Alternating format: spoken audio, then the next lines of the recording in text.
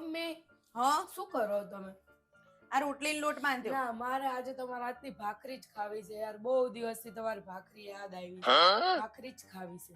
પણ તમને જ ભાખરી નહીં ભાવતી તો મેં તમારા હાટુ રોટલીનો લોટ બાંધ્યો. ના યાર, ભાખરી તમારી બહુ યાદ આવે છે.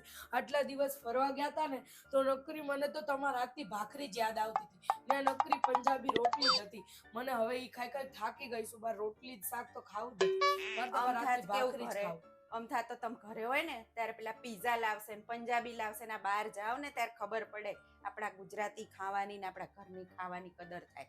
ઓલું ખાવાનું કેવું યાદ આવ્યું હવે.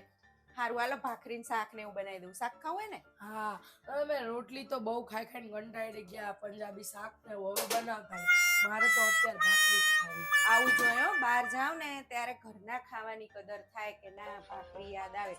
એમાં ગુજરાતીઓને તો ભાખરી અને ચા યાદ આવે જ સવારે. સારું, ચાલ ભાખરી બનાવી દઉં.